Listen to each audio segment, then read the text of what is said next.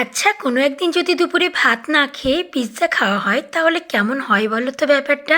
আজকে দুপুরে সোনাইকে দিয়ে ডমিনোস থেকে আনা করিয়েছিলাম দুটো পিৎজা। সকালে যে রান্নাগুলো তৈরি করেছিলাম সেটা জলখাবারে খেয়ে নিয়েছিলাম, তারপর ভাবছিলাম দুপুরে কি খাওয়া যায়, তাই সোনাইকে দিয়ে আনা করিয়েছি এই দুটো পিৎজা। চলো খুলে এবার দেখাই। ডমিনোসের পিৎজা হচ্ছে এক নম্বর পিৎজা, আর পিৎজা খেতে আমার ভীষণ পছন্দ।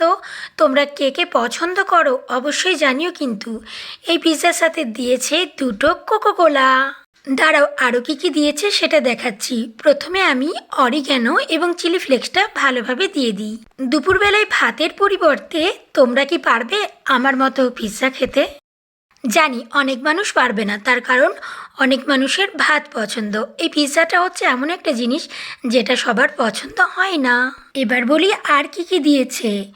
এই দুটো পিৎজাতে দিয়েছে, একটা পিৎজাতে তিনটে ভেজি বাইটস এবং টমেটো মেল্ট।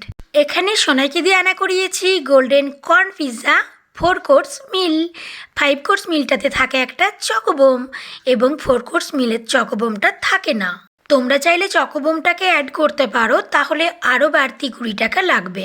আচ্ছা, এবার তোমরা বলো তো তোমাদের কি পিৎজা খেতে ভালো লাগে নাকি লাগে না? একদম সত্যি কথা বলবে কিন্তু। আমি কিন্তু আরামসে বেশ টুকটুক করে খেয়ে নিলাম, খেতে কিন্তু লাগলো দুর্দান্ত টেস্টি টেস্টি।